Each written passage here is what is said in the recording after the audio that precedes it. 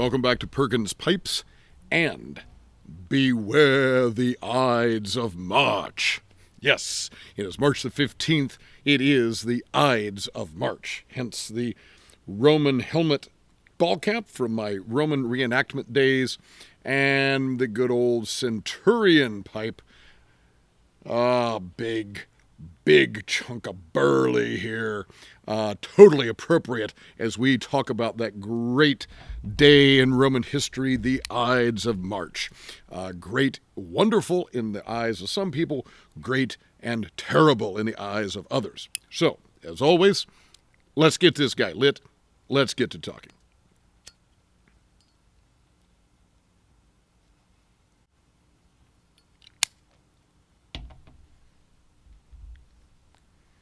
So what does that mean, the Ides of March? Well, first of all, you need to know something a little bit about how the ancient Roman calendar worked.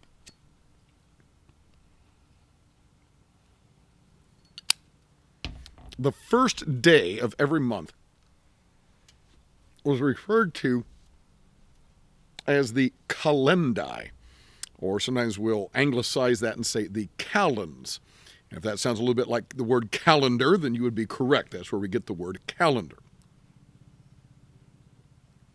The fifth of most months was referred to as the noni, or the nones, and the 13th of most months was referred to as the idus, or the ides.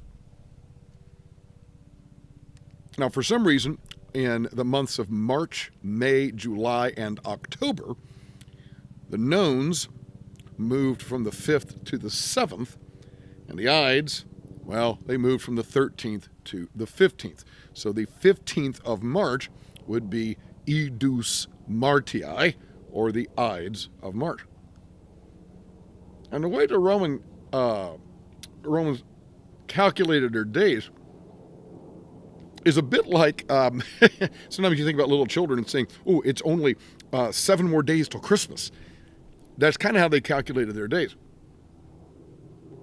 Rather than saying it was the 25th of the month or the 3rd of the month or whatever, they would calculate how many days you were before the next fixed day, right? So let's say it's the 12th of March. All right, what you and I would call the 12th of March. You start figuring 12, 13, 14, 15th. So what you and I would call the 12th of March, the Romans would say that's 4 days before the Ides of March. That's how they would figure the time. And then following the Ides would be however many days you were before the calends, or the calendae, the first of the following month. Now, of course, history knows the Ides of March as the day that Julius Caesar, Gaius Julius Caesar, was assassinated. He lived from 100 to 44 BC. And we were not going to go into all of the ins and outs of Caesar and his military background, his political background, and all this. He was quite popular with his men that he led into battle, quite popular with the rank and file people of Rome, even though he himself was upper class, what we call patrician, which basically meant you could trace your ancestry back to the founders of Rome. He was very popular with the plebeians, or the kind of the middle and lower classes of Rome. There were those who thought he was getting too much power after he had spent about 10 years, in his words, pacifying Gaul, which basically in his case meant beating the people down until they were nice and peaceful. He comes back into Rome and gives himself appointed dictator pro vita, or dictator for life. A lot of people think that Julius Caesar was a Roman emperor. He was not. His nephew, whom he adopted in his will to make his son and so he could therefore inherit, a young man named Octavian, was the first Roman emperor. Went by the title Augustus. You may think about that from the nativity of Jesus story. There went out a decree in the reign of Caesar Augustus that all the world should be taxed. That's the first Roman emperor. But because Caesar was behaving somewhat, in the eyes of some, tyrannically, he was giving out political positions to his friends and so forth, and seemed to be trying to consolidate too much power to himself. A plot arose to assassinate him. You may recall the names Brutus and Cassius if you ever read the Shakespeare play. We got the old complete works of Shakespeare here. Ooh, big book. If you ever read the Shakespeare play, Julius Caesar, you may recall the names Brutus and Cassius, a couple of the nobility who led the conspiracy against Caesar. And just I'm going to say two things about the Shakespeare play. I like the Shakespeare play. And we'll go ahead and throw a quick question in here in the middle. Do you remember the Shakespeare play? Did you ever read it, perhaps in school or for your own pleasure?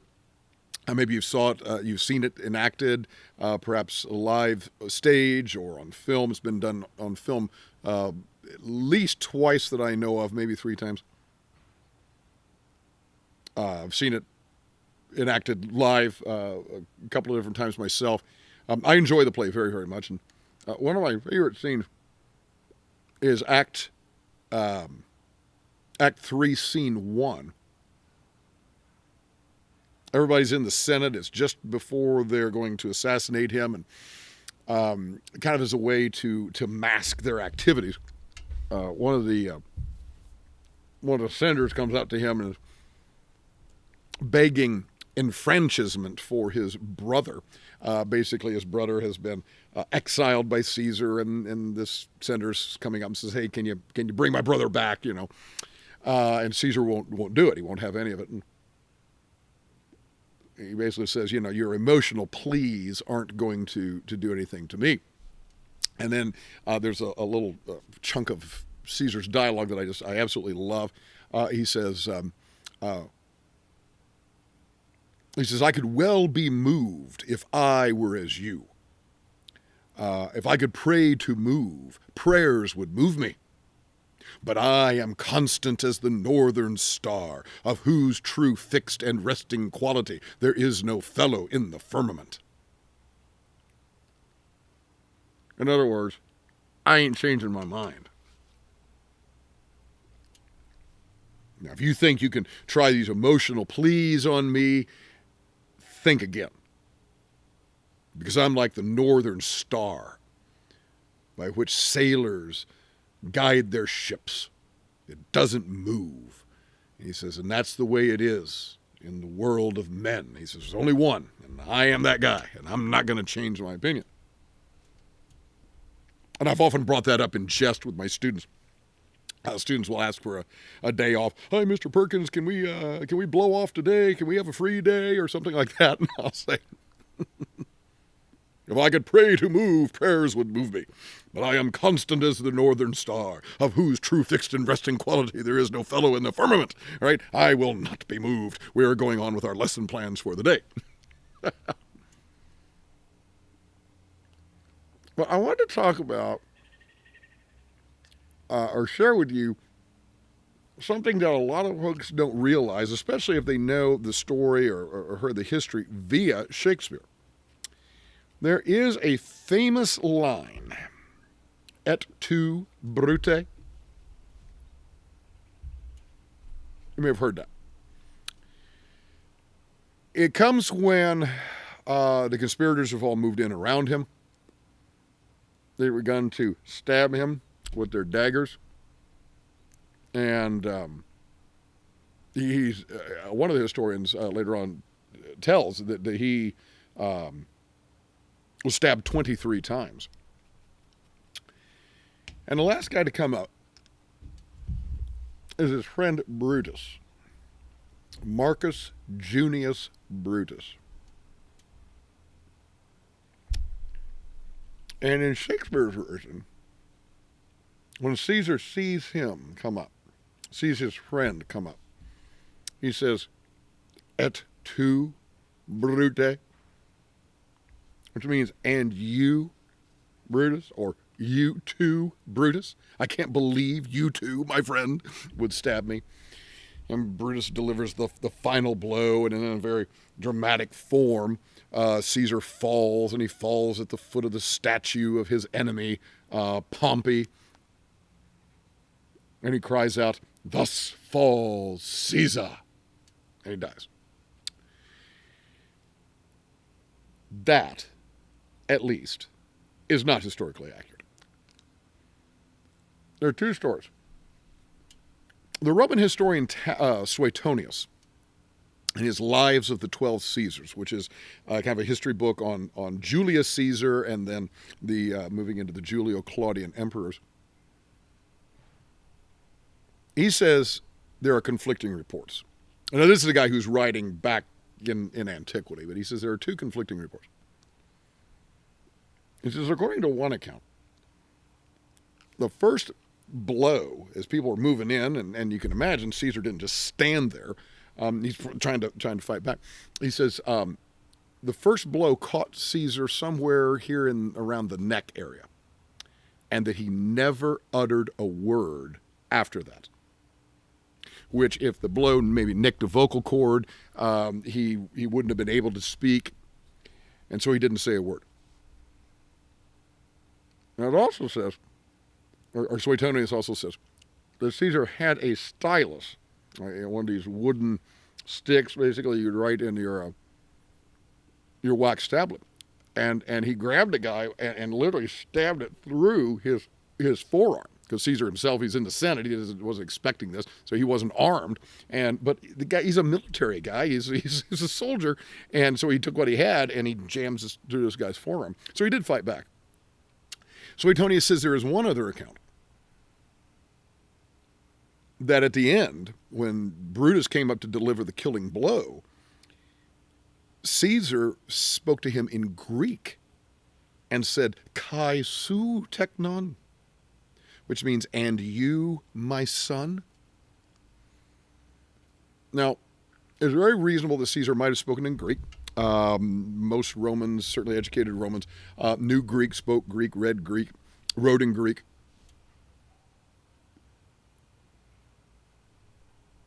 Greek was really the common language of the day before Latin supplanted it. So it's very reasonable that Caesar might have spoken in Greek. And the whole, "and you, my son," kind of as a somewhat older man speaks to a somewhat younger man and refers to him as son. So maybe he said that. There's no record that he said "et tu, Brute." That is all Shakespeare. So, first of all, there's that. So know that as you're thinking about it. Now, I mentioned that obviously the play Julius Caesar by Shakespeare has been done, and it's been done as a film a couple of times. The most recent one that I can recall is the one from the 70s with Sir John Gielgud playing Caesar, Jason Robards plays Brutus, and there are a number of others well-known actors in that. Charlton Heston plays Mark Antony. The most accurate, though, depiction on any kind of film that I have seen is from the HBO television series Rome, which came out in the earlier 2000s. Ran for 2 seasons. And in the scene where they depict the assassination of Julius Caesar, they stick very close to what Suetonius said. The guys, the senators and conspirators come around him in the Senate. One of them comes up to Caesar and grabs him, yanks at his toga. And Charon Hines plays Caesar, and he has this wonderful expression and delivery. He says, "Get your hands off me." It's just, I can't believe you would do that. And I was always mentioned to my students, I said, you imagine going up and grabbing a guy by the collar. Or you grab a guy by the collar of his coat. That's a threatening move. So somebody grabs Caesar by that and he's, "Get your hands off me." Now, he doesn't stab anybody through the arm with a stylus, as Suetonius did, but at least they depict that physical anger and reaction. So I think that's kind of a nice touch. The filming is absolutely brilliant. as everybody starts moving in, blow after blow after blow, the camera moves up above, and you're seeing this from the top, kind of a bird's eye view. And they're just swirling around and around. And Caesar is just turning one way and another and another. And everywhere he turns, there's a new threat, a new person with a dagger stabbing him. It really is quite a dance, quite the choreography. And he falls. At this point, his young friend Brutus comes up to him. And this is where the television series Rome plays it like Suetonius. Through all the stabbing, Caesar has not said anything. And he looks up at his friend Brutus. And he doesn't say a word. He's bleeding. He knows it's over. He knows that the wounds are mortal. And he looks up at Brutus. And he kind of halfway smiles through the pain. And it's kind of like, if you come to help me. And then all of a sudden, Brutus just runs the dagger into him. And there's the horrified look of realization. And then he slumps over. And the scene ends just beautifully filmed the way Suetonius, the historian, wrote it.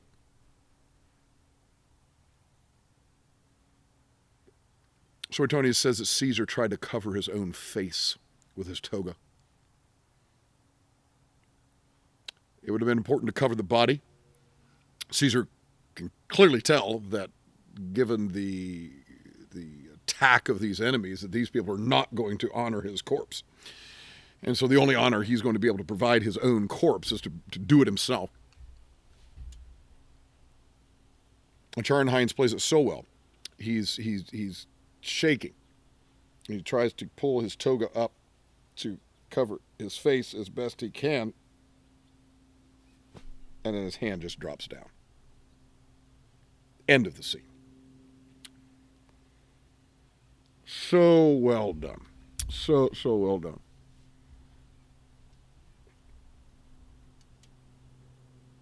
Now, I'm not going to go into hey, was this a good thing? Was this a bad thing? Should this have happened? Should it not have happened? Morally, historically, I'm not getting into any of that in this episode, at least.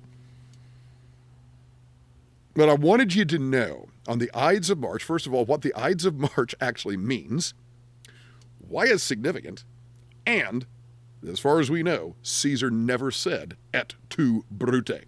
So, talk to us a little bit. Do you know the Shakespeare play? Have you ever seen it, read it? Have you ever seen the HBO television series called Rome? Do you know the scene that I'm talking about? The way they filmed the assassination of Julius Caesar. And what do you think about this? What do you think about the poignancy of whether he said et tu, Brute, or kai su teknon, and you my son, or whether he said nothing at all and merely died trying to honor his own corpse with his toga? What do you think about that? Love to hear your thoughts. As Malcolm Guite likes to say, I do these little things in order at last to do nothing. Or as I like to say in Latin, Parva ago ut tandem, nihil agam. And I should go ahead and tell you all, Cavete Idus Martias, beware the Ides of March.